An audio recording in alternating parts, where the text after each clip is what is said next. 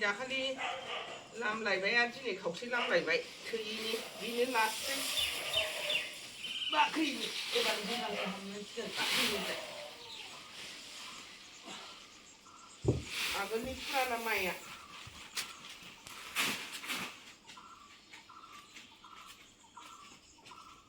बेल'सै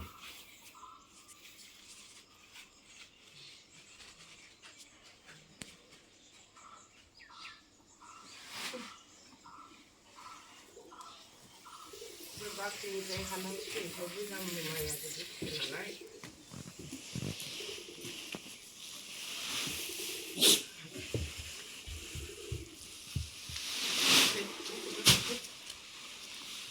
नों मोनायाव खादों नालांगौ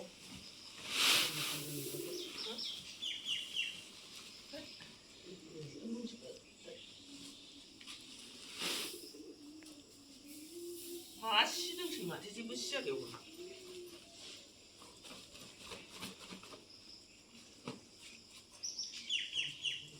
नोंथांबो दे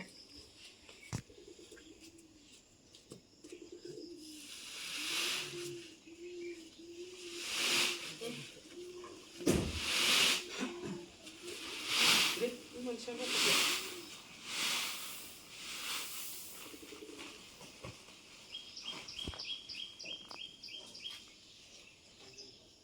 जायगाया गुसु नालाय बस्थाब्रै होनाय मालाय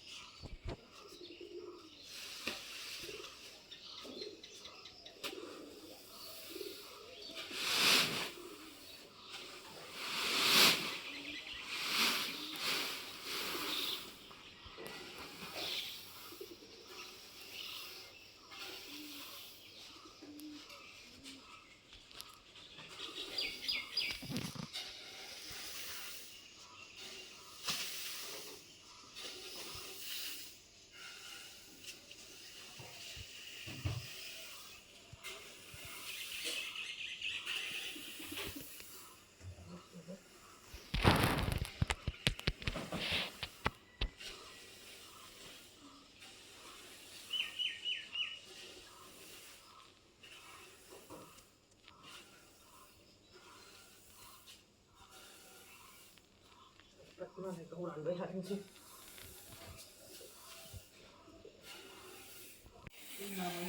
एवबाय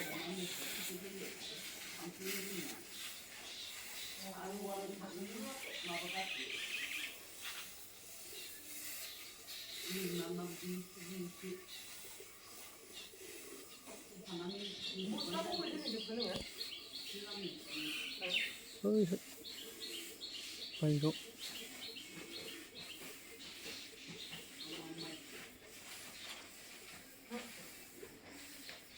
माइनि खामानिया जोबथारबाय मेवाजों अनलाजों दाउ बयलारजों जानोसै लोगोफोर नायलांदोलाय मा मा देखायलांनो हायो जोंनि फेमिलि ब्लगखौ आसा खालामो नोंथांमोनहा जोंनि फेमिलिखौ अनसायगोन होननानै नायनानैल' दाथा दे रायजो राजा बिथांमोन लाइक खालाम साबस्क्राइब खालाम कमेन्ट खालाम नुयोब्ला क्लिक खालामनानै नाय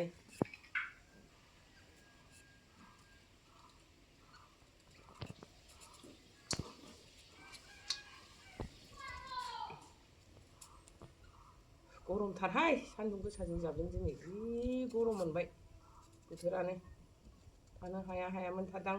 देहा लोमजानाय मोननायजों गोस गोस मोनदों गगा मोनदों आंहा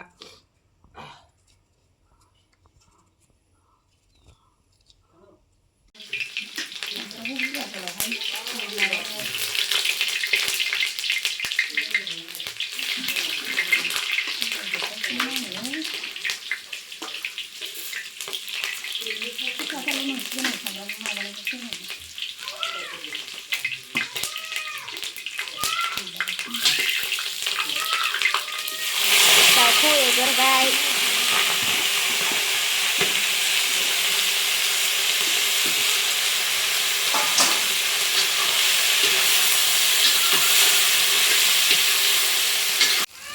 लोगोफोर जाहा बेदरखौ खांबाय बेदरखौ खांनानै लाथ'बाय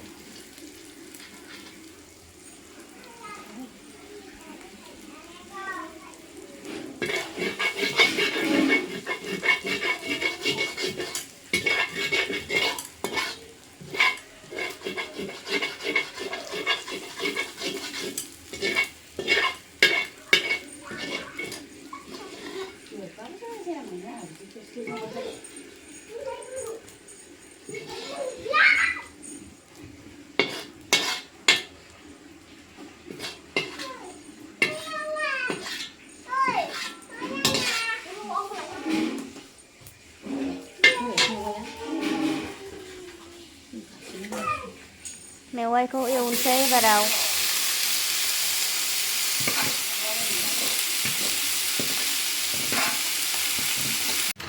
मेवाखौ एवनानै लाग्रोबाय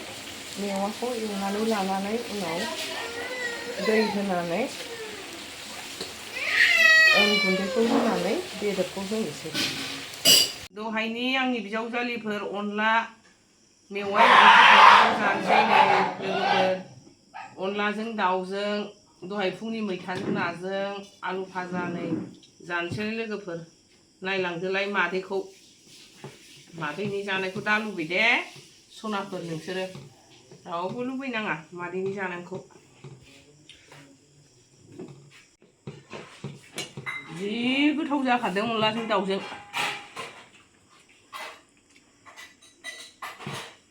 मिलौनाय हाजों अनलाजों दाउजों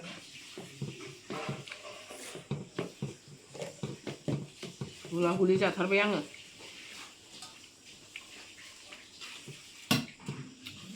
मोनाबो नालाय ओंख्रिखौ मोननै मोनथाम सङासै दहायनि ओंख्रिफ्राबो दंलाजोबोमोन